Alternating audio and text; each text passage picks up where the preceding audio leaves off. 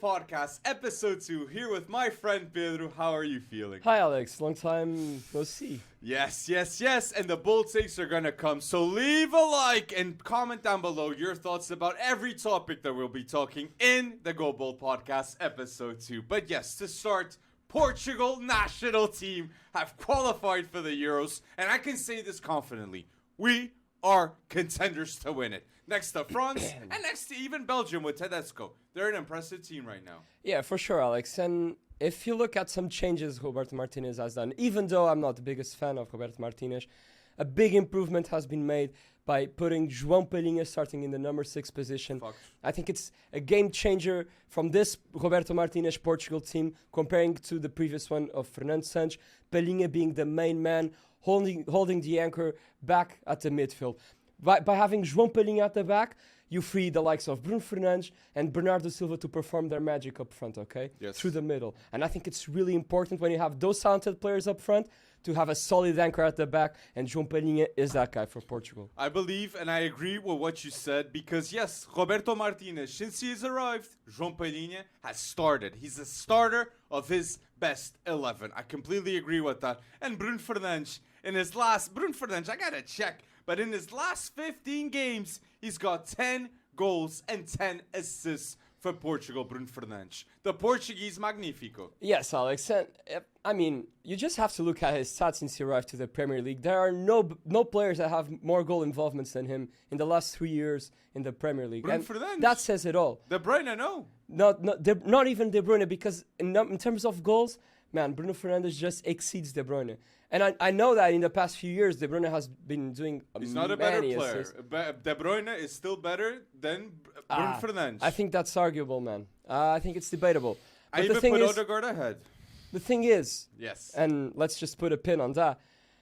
Bruno Fernandes, in the 7 games, I think it was 7 games, the 7 qualifying games for the Euro, 7 assists, 4 goals, top assister in the Euro qualification. Right now, as it stands, and I think that says it all about Bruno Fernandes.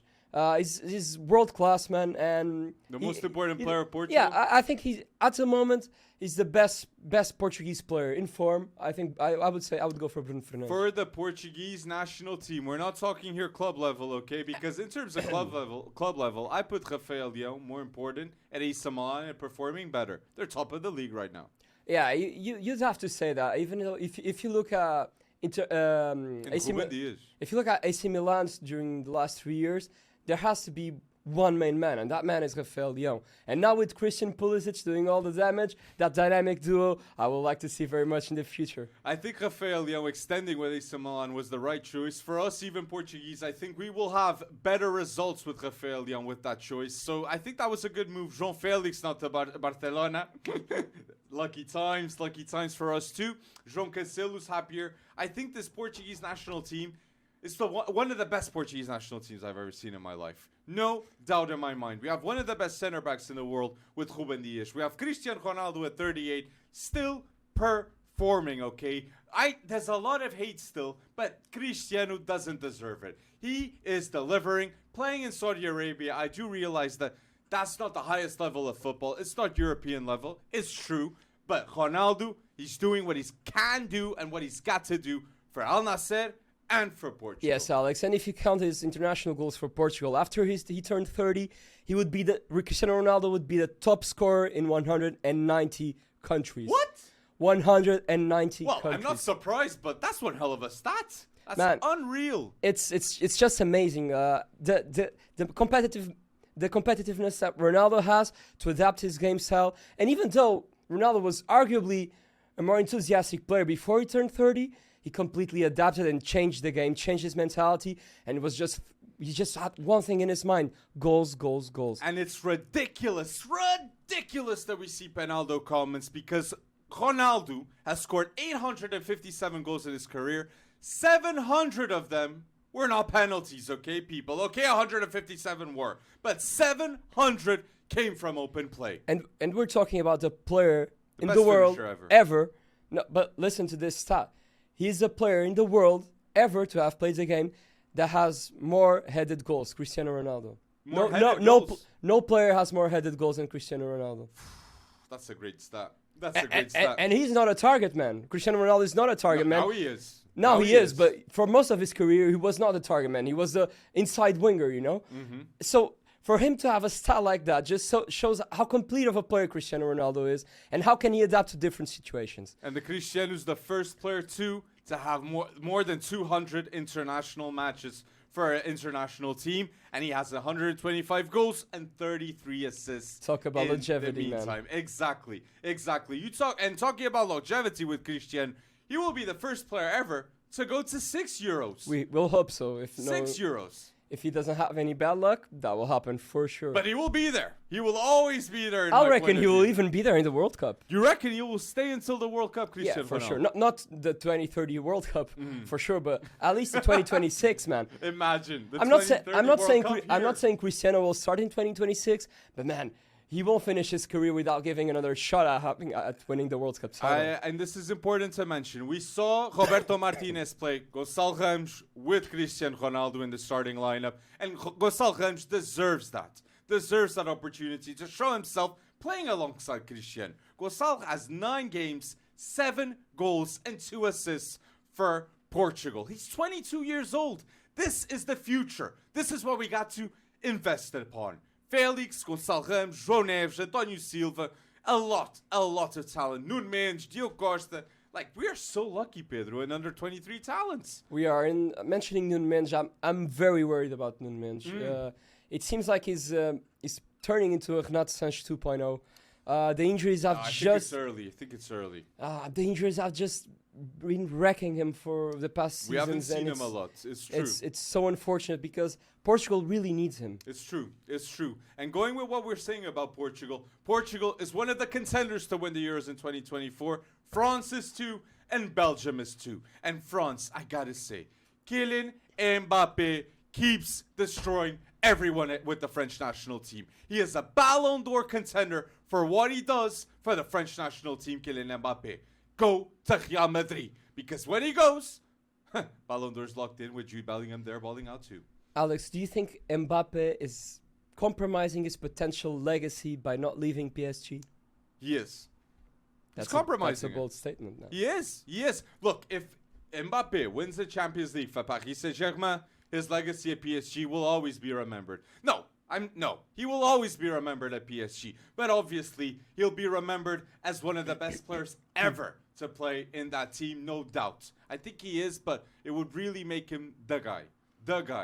You have Cavani, Ibrahimovic. Kylian Mbappe is the all-time top goal scorer. Yeah, Alex, but still the missing for piece me, of the Champions as League. you said, Mbappe needs the move. We're seeing a new Galacticos era at Real Madrid with Tchouaméni, Bellingham, Jude Bellingham, arguably the best player in the world at the moment. Camavinga, Vinicius, which is also the contender for the best player in the world, in my opinion, even though I think he's not nominated for the top 10, which is a shame, by the way. Shame on you. I think it's France Football, right, that elects the top 10 contenders. No, the best, I can guarantee you that the best, in FIFA Vinicius wasn't in the top 10. I'm just speechless about that.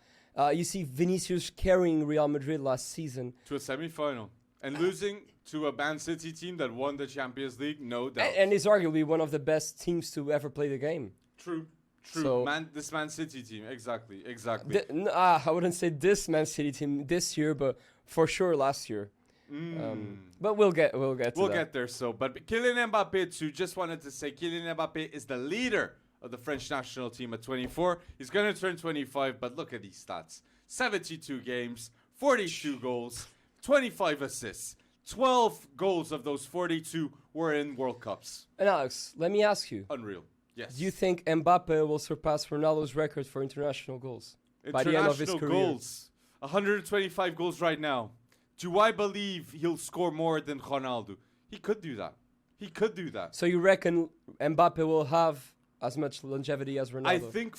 I think Mbappe has something that he's very lucky that Ronaldo didn't have. He's always going to have a quality French national team around him, okay? He's going to have players like Griezmann that ball out for the French national team. You have Dembélé. You have players that understand what they got to do, and they got to do to Kylian Mbappe. So I get it. He played with Duda, like Ronaldo at a certain stage in a World Cup Yeah. at left back. Like, Yeah. Mbappe has world-class top Man, to he bottom. played with Elder Postiga, Miguel Veloso. Yes. Bruno Alves was a But center. He's a good Bruno Alves center was back. pretty good. But he's not like João Konate, Saliba, João Lucas Pereira Hernandez. at right back. Hugo Almeida as a striker. Yes, but look at the quality level. Yeah, that's what very- I'm saying. Like, Hugo Almeida as a striker, João Pereira. I mean, they're respectable players, but if you compared it with France squad, Mm-hmm. man, it's not even close. And Griezmann, I just wanted to say, Griezmann hasn't missed a game for France since June of 2017. Griezmann- 81 consecutive matches. Griezmann's preponderance for France is unreal. I would say is the what if it's not the most key player for France, he's in the top 2. It's him and Kylian Mbappe. Yeah, for sure, man. And Griezmann, his impact for France is way bigger than his impact at Atletico. And his impact at Atletico is already very good. It's true. But even if you look at this season, he's performing very well this season. True. Atletico is having a good season now. That's true. A good start of a season for Atletico. Was not expecting that. But Antoine Griezmann has been the man for France for the last 10 years or so. And I was really surprised by it, actually. And talking just Belgium, because I mentioned them as contenders too. Belgium, Lukaku has 9 goals scored in the European qualifiers. I think he's going to be the top goal scorer of the qualifiers, Alex. and it's good to see him with Jose Mourinho. So you think, Alex, after the Belgium golden generation finally ended, they finally get a shot at the title? I mean, they have the likes of new, refreshing and Exactly. irreverent players such as Jeremy Doku, who's Johan been Bakayoko. playing consistently at Man City under Guardiola. And you know what Guardiola does to these kind of players. They just go up the roof, man. And I expect great things from Doku. And even though you've been signaling Doku for some years now, way back when he was at Anderlecht, and it seems that now he has found his mojo. Pep is the guy to turn him into a monster.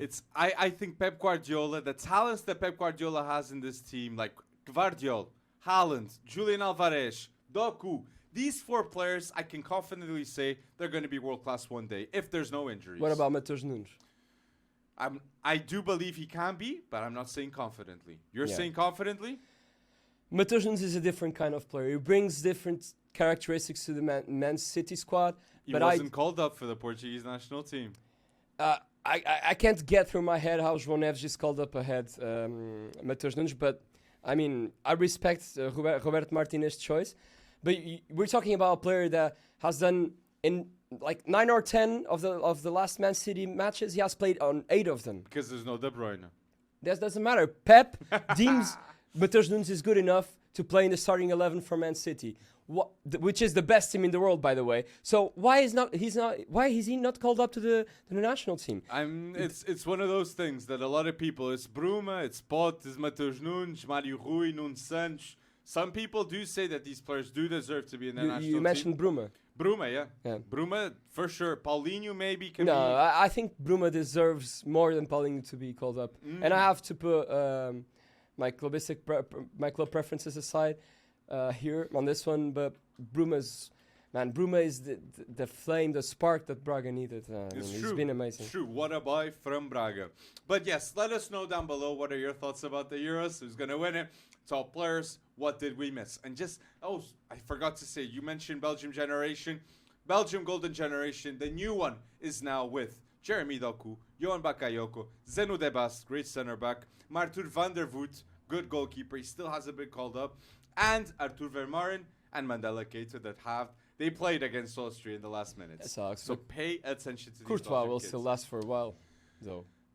Courtois will when Courtois is back from injury, he's going to be obviously the starter of the Belgium national team at goal. But I don't think he'll be the captain. I think Lukaku will be the captain. I think he's deserved the respect of this group, and Tedesco speaks of him very highly. What about Yuri Tielemans? You don't think he will have an important role to play? I think Arthur Vermaelen will grow himself to have a bigger role maybe in the Euros or in the World Cup than Yuri Tielemans. I think Yuri Tielemans is having a poor form right now. Amadou Onana is who's starting, and he's playing great football. Yeah, great football. But he was sent off last match. True. That happens. But sure. Yes, let us know your thoughts about the Euros down below. But Premier League, I still haven't spoke to you about the Premier League. Oh, man. Arsenal are unbeaten. Tottenham are unbeaten. What is your top 4, Pedro? This is like going crazy in the Premier League right now. So, Alex, if I had to go for my top 4, I would go number 1, Man City. I'm with you. Number 2, Tottenham. Number 3, Arsenal. And number 4, mate. Liverpool. Oh, mate. And I am we happy can you go- didn't put Man United. We there can go. because We I can think go they for won't some get it. extras. Number 5, Newcastle. Number 6, and unfortunately, Man United. Ahead of Brighton. I do think so. Ahead of Brighton. Brighton, or even Chelsea could like get a late stage non-stop winning. They're playing Cole Palmer now. Mudrik's looking better. They could get Ozzy, man. I'm not so confident in this Chelsea team, and also you have a lot of injuries. And Nkunku injury was a huge blow for Chelsea.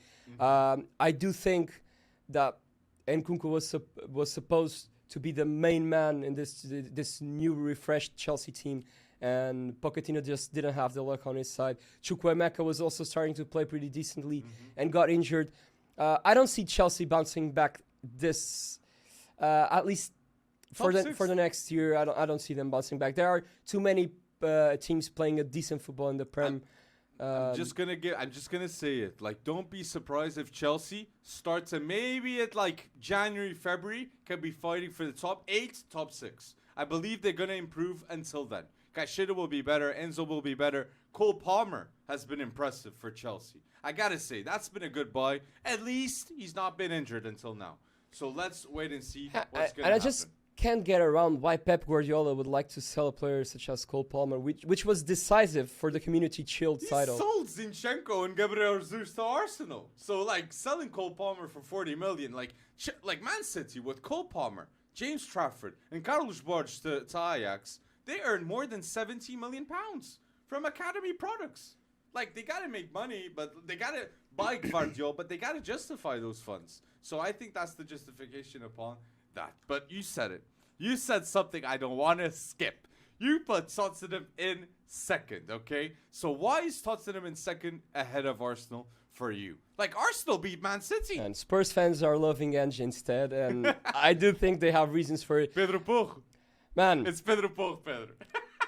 Guys, man, my opinions are so underrated. I've said one of my many opinions that have been confirmed to be true was that Pedro Porro was one of the best fullbacks in the world. He wasn't called for Spain still. I can't just figure out why. I just can't figure out why, man. It's Luis Enrique, right? No, now it's Luis de la Fuente. And he still doesn't pick him because Luis Enrique was not picking him. Now, the new coach is not picking him either. And Porro and Grimaldo, they're not picked for Spain. And you know, Ange has been playing with these fullbacks going to the inside and allowing the wingers to open up and generate some space for these fullbacks to come in through the middle as if they were midfields. And we see a Tottenham team that's extremely offensive. True. Because only 3 players at the back and all the rest, it's forward-wise. Well, yes, I agree. And it's exciting. They play exciting football. You see the connection more with Ange Postecoglou and the fans because, yes, that type of football, that new philosophy, the new style of play with Ange Postecoglou is more exciting to see. And the fullbacks, Destiny Udogie and Pedro Porro, can be said of one of the best fullback duos right now in the Premier League for what they're playing. Udogie will be a serious case in the future. Has been called up for the Azzurri. 20 years old, Italian player. He will be key for Italy in the future. Once Spinazzola is finished for Italy, Udogie will be the main man. I think Udogie will be the main man until even the now. Euros. I believe a lot in Udogie and Bastoni. The left but side now of you Spain.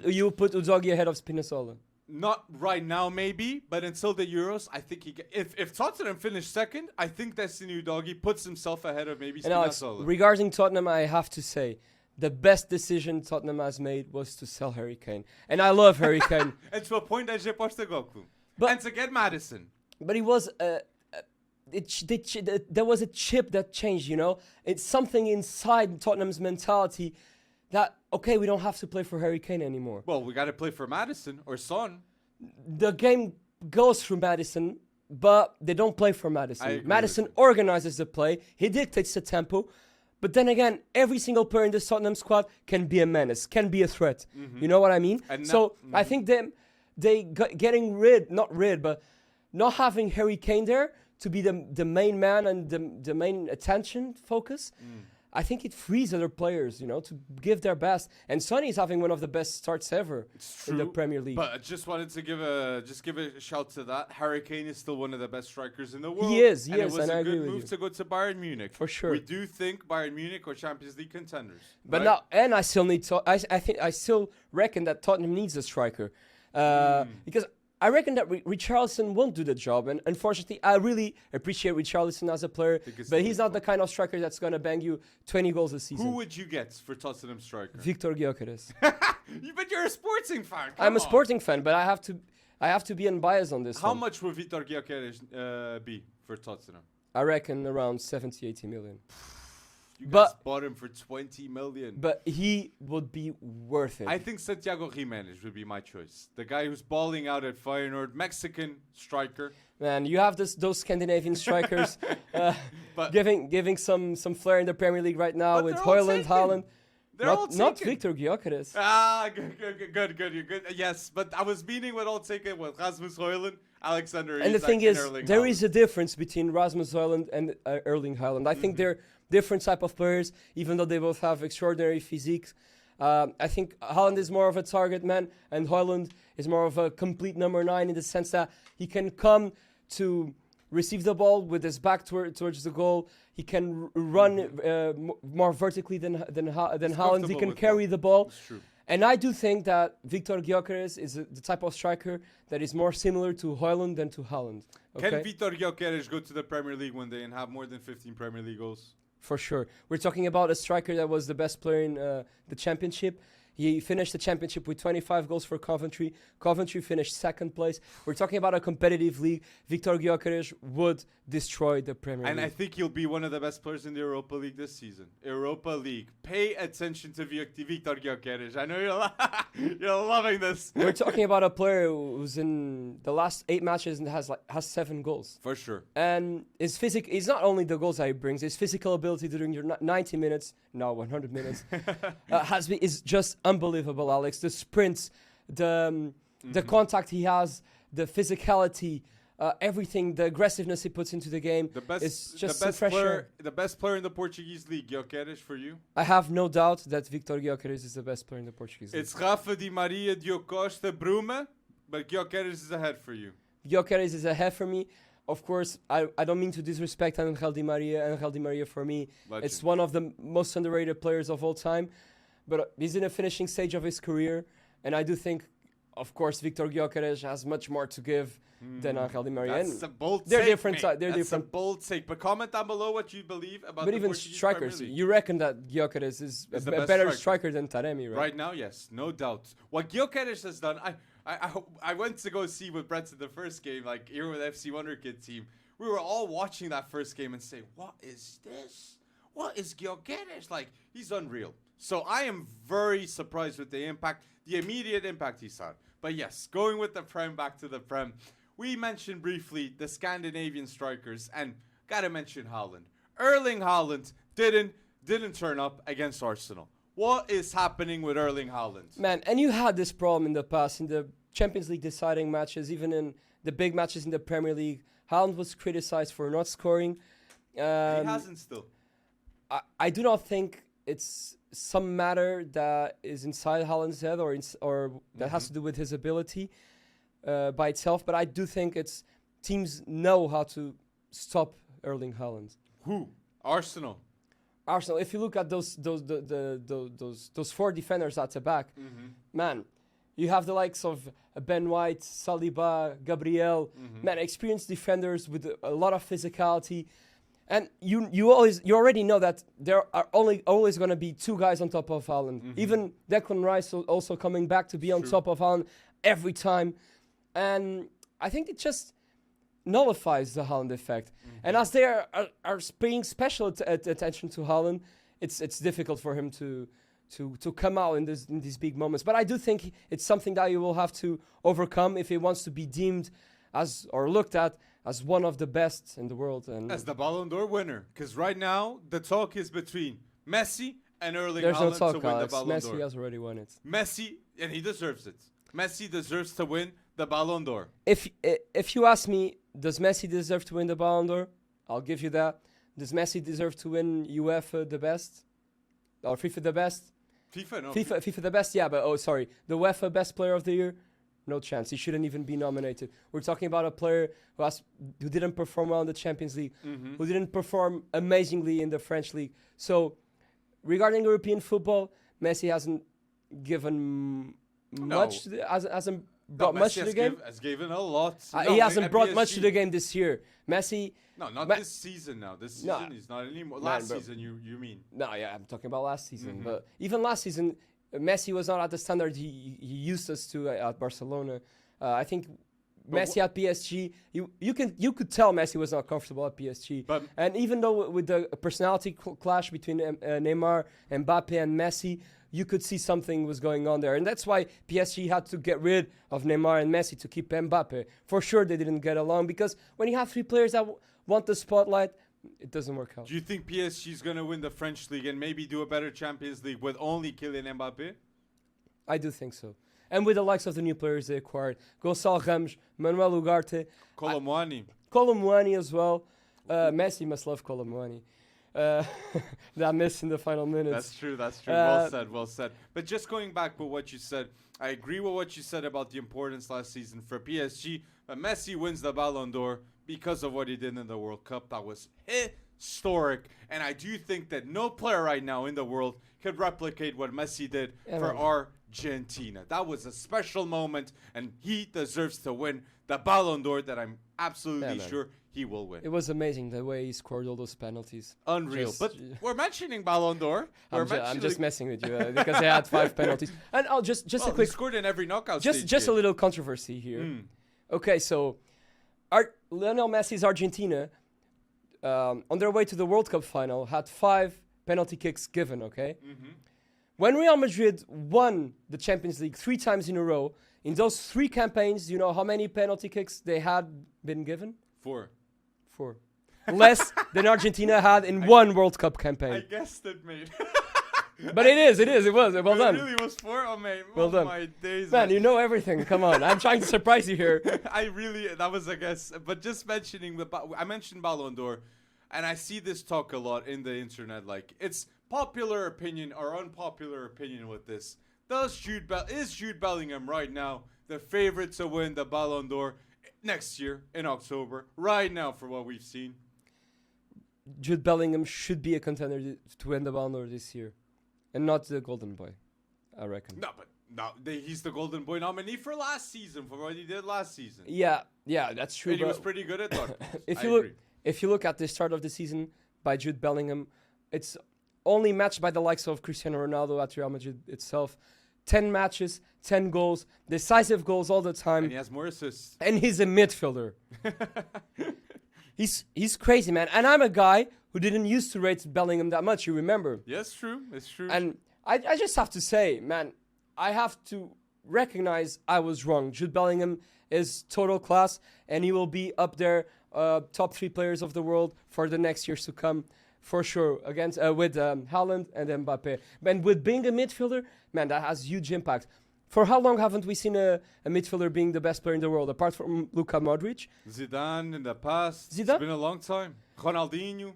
Man, for a midfielder to have this kind of influence in the game as Jude Bellingham is having at Real Madrid, with 10 goals in 10 matches and even a few more assists, it's just crazy. And we're talking about a team that has Vinicius Junior, okay? So Vinicius Junior not being the main highlight, it's something that Real Madrid fans are not used to in the past few years. So hats off to Jude Bellingham. And 3 assists and 7 man of the match awards in those 10 games. It's just crazy. Jude Bellingham at the age of 20. And an Englishman in La Liga. Where was the last time we saw that? David Beckham, maybe. David Beckham, the legend of man. Maybe. We have others. Michael Owen. Yeah. You have others. We have others. Kieran Trippier. Atletico de Madrid. No, but with this kind of impact, I don't know. I'll maybe say that Jude Bellingham is... No, maybe no. He's the best Englishman right now playing. You got Harry Kane. You got Jude Bellingham. You got Phil Foden playing good. So Maddison playing really good. So let me ask you this, Alex. We've talking about France, Portugal, Belgium. Why not England to win the Euros? Why not England to win the Euros? Well, the reason why I don't rate England to win the Euros is one reason only. It's Southgate. The way I see Southgate put his team makes me doubt that he can make the best English team. In my point of view, Southgate will not make the best decision making for the players that England have to go on the pitch. He puts Maddison at left wing when we all see Maddison playing through the middle. We see Calvin Phillips, Maguire being picked ahead of players like Tomori, players like Dan Burn. They're actually putting quality displays this season. So until Southgate isn't fixed, the England manager, I am not going to say that England are a contender to win. And talking about Dan Burn, he's being class this year. What a player! What a performance against PSG. Lewis Dunk, Dan Burn, then no one gets the respect. It's Maguire only, man. I get so mad with this because yes, this English squad has a lot of talent. Yeah, enough of people feeling sorry for Maguire. If you're not good enough, you shouldn't start.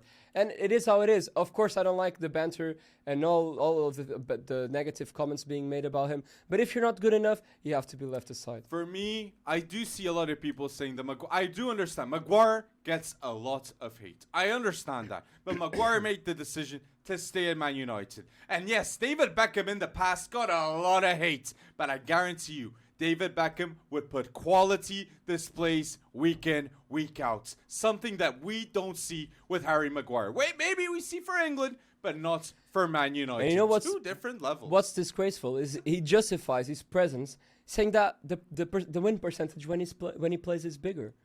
That's just ridiculous in my opinion. When he's coming off the bench now. Okay, yeah, if I play 1 minute for Real Madrid every match, okay, my win rate will be 95%. And so. Man United do have right now a centre-back problem with Lindelof not being always present, Varane not being always present, Lisandro Martinez not being always present. So Maguire, for sure, should not be proud of the situation he is right now. He is not performing in the top level. That was his price tag.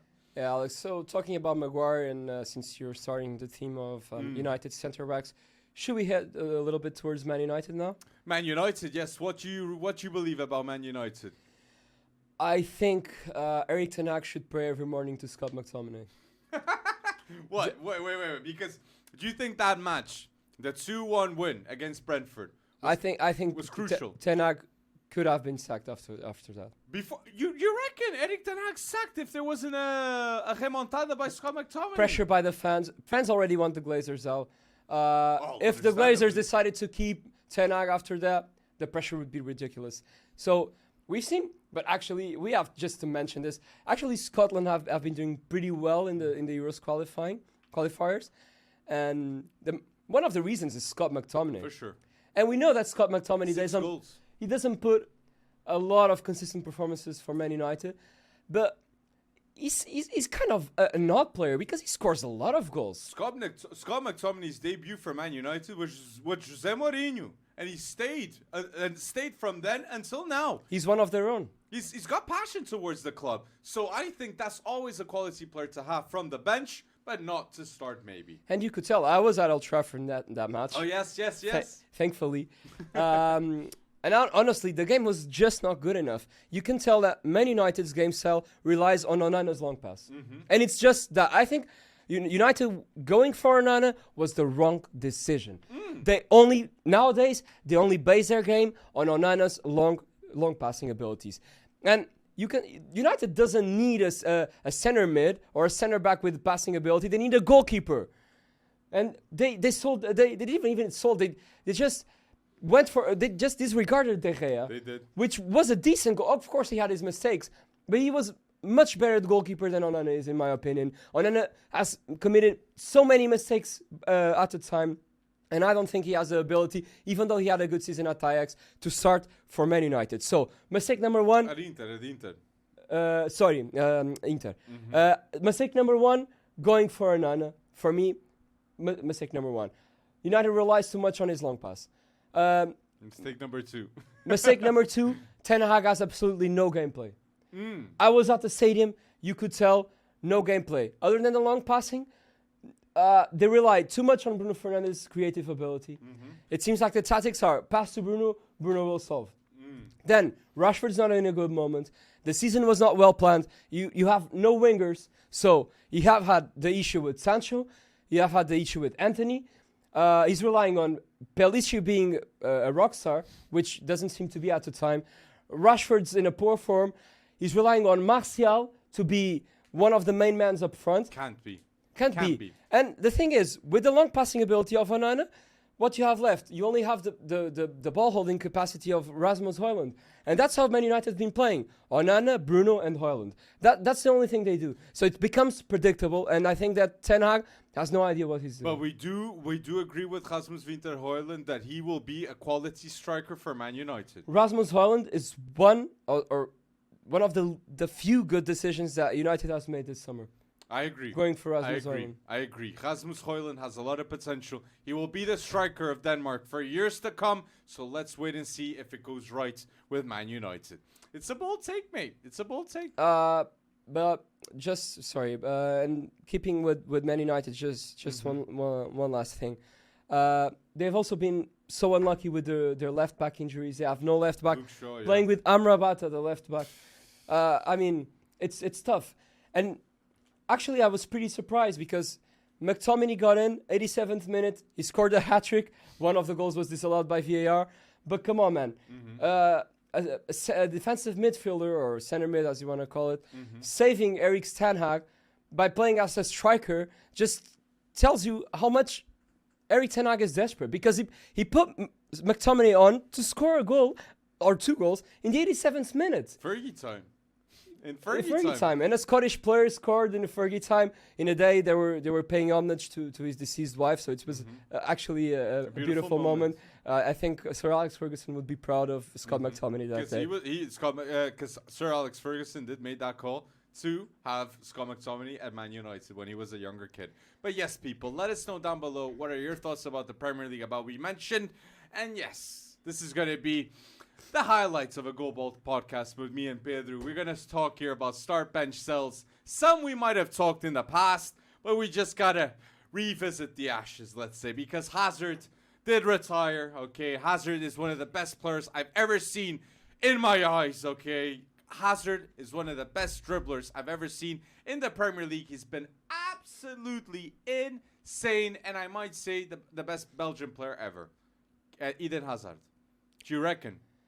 I mean, it depends. You also have some key players which are legends for Chelsea, for Belgium. You have goalkeepers such as Prudhomme. But yeah, the one that comes to mind the most will be Eden Hazard. And man, would he trash his opponents? And man, I remember a few amazing goals that Eden Hazard scored against Arsenal. Yes. You just would love to score against Arsenal. And we were talking about a PFA Player of the Year when Chelsea won the Premier League. A player that was key under Mourinho and that was key afterwards under Conte. Yes. Man, I don't know what happened to Eden Hazard. I think that maybe the lifestyle change from London to Madrid got to him. I don't like to say that, but there's no apparent reason for such a downgrade in performance, because Eden Hazard was absolutely top 5 players I've ever seen play in the Premier League. He was arguably... I think that's fucked. He was one of the... He was on the... He was considered at one point like the top 3 player in the world behind Ronaldo and Messi. I think so. Eden Hazard. Hazard 2018. And that just tells how good he was. It just says everything about him. So you're saying that he was the top 3 player in the world at a given point. So prime talk right here. Start, bench, sell time. Comment down below your opinions of start, bench, sell of the players we mentioned. But going with what we said about Hazard, start, bench, sell with Gareth Bale, Eden Hazard, and the best dribbler of all time, maybe Neymar. So are we talking career-wise or prime? This is the prime talk. So prime, who would you pick with Gareth Bale, with Hazard, and with Neymar? I'm gonna get so much hate for this. Say what you think, mate. And I do see a lot of people saying start these 3 players. Okay, start, bench, sell in their prime. I'll start Eden Hazard. I would bench Gareth Bale, and I would sell Neymar. I start Neymar. I already bench knew Bale, and I sell Hazard. I already knew we were going to do that, man. It's just unbelievable, man. How can we have the opposite opinion? Man, listen. Neymar, in my opinion, had a wasted career. Of course, he was really good in that MSN trio. All-time goal scorer of Brazil.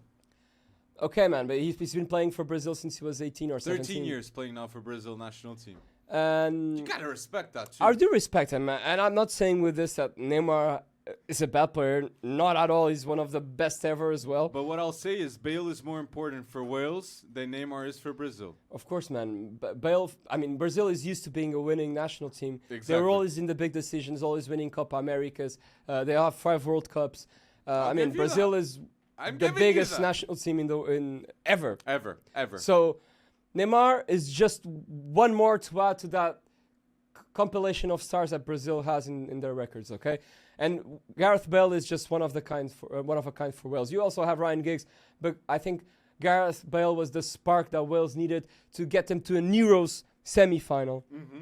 So we're talking about an Euros. You have national teams such as Germany, Spain, Portugal, England, France, and you name it, Belgium. So and they were able to get to the semi-finals. Impressive. So relying mostly on Gareth Bale and Ramsey at the time.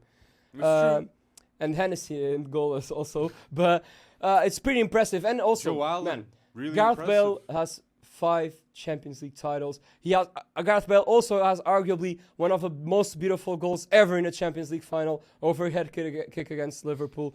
He has one of the most spectacular goals in an El Clasico that we have ever seen, that run from the outside, surpassing Mark Bartra in sprint, and then scoring against, was it Pinto or Valdez? Yeah, I think Valdez, right? I think. Man, it was just an amazing moment, remarkable. I think Gareth Bale provided so many beautiful moments in football. And also, for me, what smudges a little Neymar's career is his attitude towards football. I just don't think Neymar takes football too seriously. I do think he takes it seriously, of course, otherwise he wouldn't be one of the best players ever. But I do reckon that Neymar had the ability to be a bigger player than Ronaldo, than Messi, than Ronaldinho, than every player that has ever existed, and that he didn't realize his potential. So that's why I put Neymar below. And then Hazard, best scorer in the Premier League a couple of times. He won the best player. He was the best player in the Premier League when he was. Did he win the Champions League? I don't think so. I don't think he came a year after the Champions League win. Yeah, so okay, he didn't win the Champions League. But for what he has done in the Premier League, I don't think that Neymar would be able to perform at the level that Eden Hazard performed at the Premier League. Gareth Bale proved himself in the Premier League, but at one point, and we're not talking about consistency here, at one point Eden Hazard was just crazy and he was just up there behind Ronaldo and Messi. It's a bold talk, but put down below your start bench cell with Neymar, Hazard, and Bale. So here's the second one. It's bold too, and we mentioned about Haaland being nullified, and I think Haaland was nullified because of William Saliba. So this is a start bench cell with Cristiano Romero, Ruben Dias, and with William Saliba. Start bench cell with these 3 centre backs. Alex, you love to put me on the spot, man. Look, I'm putting everyone on the spot with this one because it ain't easy. Centre back, start bench cell. I'll start Ruben Dias. I will bench Saliba. And I will sell Cristiano Romero. Sorry, Messi, you're nuts. Cristiano Romero is not the best. He's not the best center back in the world. He commits too many mistakes to be the best center back in the world. And we've seen it against Liverpool where he gave away the penalty. Yes. And he was lucky not to be sent off. Cristiano Romero still has a lot to learn. Pretty decent center back, but come on.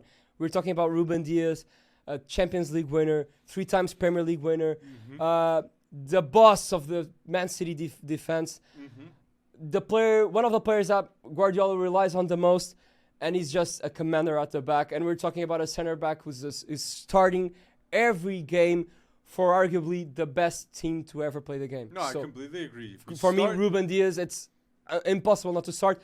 And even, guys, I'm a little biased towards Benfica at times, but here I'm going to say it. Ruben Dias is one of the few players that has left Benfica that was not overvalued. Completely. That is fact. I even think he was undervalued. For what Ruben Dias has proved at Man City, I think that 60 million or whatever they paid for him, it was a bargain for Ruben Dias. And people were saying to buy Koulibaly ahead of Ruben Dias at the time. Look now. Look now where Koulibaly is in Al Hilal. Exactly. And then Saliba, better than Cristiano Romero in my opinion. but still not at the level of Ruben Dias. He still has to prove himself consistently throughout the years. He still has to win titles for Arsenal. So yeah, you can't compare Ruben Dias with the others. Look, I start Ruben Dias, I bench William Saliba, and I sell Cristiano Romero. What Saliba did against Haaland, he nullified Haaland. He had 100% duels won against Haaland. So Saliba is a special player and one of the best players in this Arsenal team. But Ruben Dias has never lost the Premier League. So people who hates on Ruben Dias, you don't know ball right now. You do not know ball. So these were two good start bench sells until now. So this is another one going with some City players and some Arsenal players. This is a start bench sell with Declan Rice, Casemiro, and Rodri. A start bench sell of who is the best defensive mid in the Premier League. Are we talking at the moment? At the moment. Start bench sell with Rodri, Declan Rice, and Casemiro. Okay, so at the moment, I would have to start Declan Rice. Sorry. Let me restart. Let me restart. So, at the moment, and I'm really sorry, United fans, but at the moment, I would have to start Rodri. I would have to bench Declan Rice, and I would have to sell Casemiro. Casemiro has had a dreadful start of the season. He's getting way too many red cards, doing way too many mistakes. Even against Brentford, he did an amateur mistake. Casemiro didn't even seem like himself. He just facilitated too much. And that's not the Casemiro I know. So this season, Casemiro really needs to wake up. I don't know what's happening to him. That's the Man United team. He might even have to go for a match or two to the bench and give place to Amrabat, maybe. Could be. When they have Luke Shaw available. Could be the case, but we both said sorry, and I do agree. It's not just Man United fans; it's Real Madrid fans. Like Casemiro's one of the best CDMs ever. Yeah, if we're That's talking, why it's at the moment. If we're talking prime, of course, Casemiro would be ahead of these two. Ahead of these two. Now, do you believe Rodri is the best defensive midfielder in the world? Yes, and I think if Kimmich went to Barca, the conversation would be different. And not only because of what he provides defensively, but the balance he brings to the team, also in terms of you're always also attacking wise. He scored the most important goal in Man City's history so far. True, in the Champions League final, yeah. I think he also scored in the community shields. He does have some goals that are really important, Rodri, yes. So, besides the defensive balance, he also can add something to the attack. And he can play centre-back, as we've seen for Spain. And for me, he is the player that resembles one of the most appreciated players by Guardiola ever, which is Sergio Busquets. Oh, the best defensive mid ever in the history of the game. That resemblance between Rodri and Sergio Busquets, they're not quite the same, but I think that's why Guardiola loves him so much, and that's what makes him so good, having that trust from Guardiola. That's an interesting one. I do agree with you. I would start Rodri, I would bench Declan Rice, and I would sell Casemiro. I agree with you on this one too. But let us know down below what are your choices on this one. And the final one could be the most difficult one, but it's the final one because we had a call. And you mentioned it briefly, and I was like, I can't remember this one. But I do recall that we talked about Suarez and Lewandowski in the past. But this is a start bench sell of prime start bench sell of Lewandowski, Luis Suarez, and Karim the Dream Benzema. This is a start bench sell of some elite strikers, Pedro. Oof. It's getting hard now. This is the hardest start bench sell of all, in my view. Yeah, one is really hard, but I'm going to go bold, man. You're going to go bold on this one? I'm going to... it's prime, right? Prime talk with Benzema, Luis Suarez, and Lewandowski. Prime start bench sell. I would start Karim Benzema. I would bench Luis Suarez. And I would sell Robert Lewandowski. Man, you're going hella bold. Unfortunately. And I'll just justify why I picked Karim Benzema to start. Karim Benzema is a Ballon d'Or winner. Yes. I don't even need to give any more arguments. He deserves to win a Ballon d'Or. He does, but unfortunately was not given that year. Luis Suarez deserves to win a Ballon d'Or, but he was in the Messi Ronaldo era. How many Champions League did Benzema win? He won one in which he was the best player. Benzema won 5 Champions League. He's one of the top 4 best scorers in the Champions League. Also Lewandowski, I think it's top 3, but he's one of the best assisters as well. He was the best number 2 to ever play the game for Ronaldo. I think that Cristiano Ronaldo wouldn't have been as great as he was if it wasn't for Karim the Dream Benzema. And that's why I put him in the first place, because while Ronaldo was at Real Madrid, every single eye was drawn to Ronaldo, It's and true. Benzema was left aside. But when Ronaldo left, people started realizing how good Karim Benzema was, That's true. and he was really key for every single Champions League that he won with Real Madrid, and winning a Ballon d'Or at 34. I think it's the oldest Ballon d'Or winner until now. Well, let's see if Messi does He's win the gonna Ballon win d'Or. it, yes. It's just amazing, an amazing feat by Karim Benzema, and that's why I have to pick him first. Luis Suarez, secondly. Luis Suarez proved himself in the Premier League. He proved himself in La Liga, One of the best winning strikers ever in La winning Liga. Pichichi, I think 2 or 3 times, Mhm. and the Golden Boot as Golden well. Boot twice. It's amazing. With Messi in the same team as him, so Exactly. Messi and Neymar. Exactly. So he's gonna be reminded for playing in one of the best trios of all time. Look, my start bench shell with this is I start Luis Suarez, I bench Robert Lewandowski, and I sell Oh Karim my gosh, Benzema. Alex! What? Oh, how can I you do sell that? Karim Benzema. Lewandowski should have won a Ballon d'Or, and Luis Suarez is the best Alex. striker I've seen. Lewandowski has won one Champions League. No, more. No, one. More? One? Okay, one. okay. One because the other one at Bayern won. He was playing for Dortmund. Okay. So he has one Champions League. He has won God knows how many Bundesliga titles, but Bayern wins. If you play for Bayern, you win a Bundesliga He title. scored 5 goals in what, like 7 minutes or something That's like a that? remarkable moment. But come on, guys. I'm not saying that Robert Lewandowski is one of the best strikers ever for me. So. No, the 3 players we're talking about here are like in the top 10 talking best strikers ever. But I have to put Luis Suarez and Benzema ahead of him. I do think they have a bigger legacy than him, winning La Liga and Premier League titles. Suarez didn't win a Premier League title, but he was really close. He played in one of the best Liverpool teams in the last 20 years. It's true. It's true. That chemistry he had with Gerrard was unbelievable. When Brendan Rodgers played, that was the best Brendan Rodgers team was that year that they didn't win it. Yes. With Luis Suarez. Yeah, Gerrard bottled it, unfortunately. Yeah, well, I mean, it's unfair not to just say. Gerrard, Yeah, but- it's unfair to say. I'd rather say that Mourinho took it away from them. It's true. But Suarez has proven himself everywhere he's been. Exactly. And he's won the Champions League, I think, twice. I don't I'm not as sure. the champions that makes the difference. I see it Oh, as I think it was the only once. style of play in this case. And for me, Luis Suarez at Barca was the best striker in the world for years. Yeah, that's For true. years. Every year he was at Barca. No one could match his output. And yes, he had Neymar and Messi, but still he had to deliver and shine to be in that spot. And he did that. Yeah. He did that. And Luis it's Suarez. not easy to shine in a team with the likes of Neymar, Messi, Iniesta.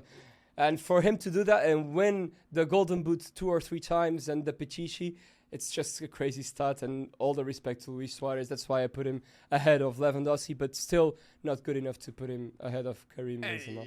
And for all that Karim Benzema means to Real Madrid, we're talking about Real Madrid is the best, and make no mistake, Real Madrid is the biggest club in world football, and we're talking about the second biggest goal scorer for Real Madrid, and the Ever. biggest assister, I think. He is. So, a player that is the second all-time biggest top scorer and biggest assister for the biggest club in the world, man, you just have to be there. You just have to be in Karim, the top the position. dream. Gotta respect Karim Benzema. Maybe it's his French national team legacy that does affect a Yeah, bit. that's true. I think that if Karim Benzema didn't had the issues he had with the French national team, he would have been regarded differently than he is right now.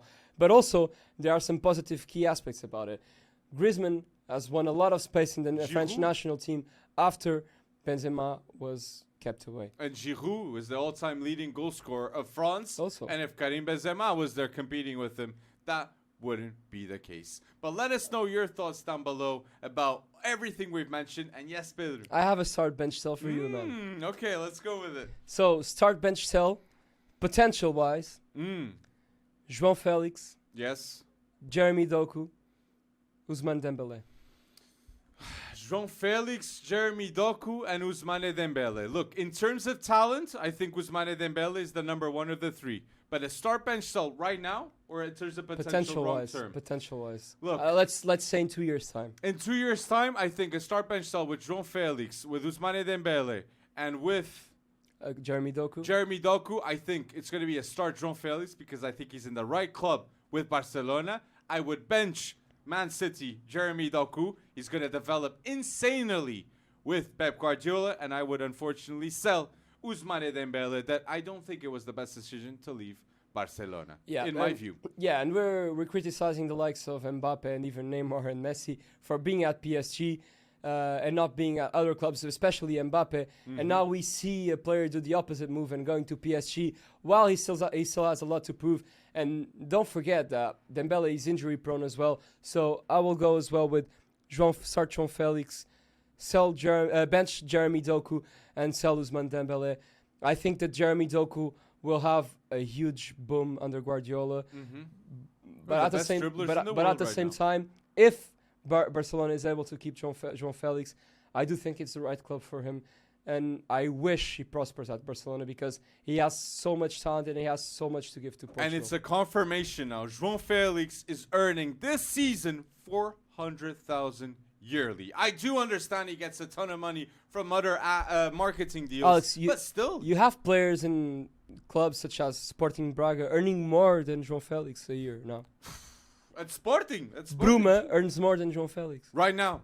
That's mad. So big commitment from João Felix, and you got to respect his decision to go and play for the team he loves. He's probably earning the same as Ricardo Gaio, which is just crazy. It's a crazy stat. Oh my days. But let us know down below your thoughts here in the Go Bold podcast. Start bench sells, Euro qualifications, Premier League. Let us know your comments down below. And don't forget to like this video if you enjoyed this episode. Thank you, Pedro, for coming. No worries, man. Anytime. You for listening. Until now, people. Go Bold. Take care, guys.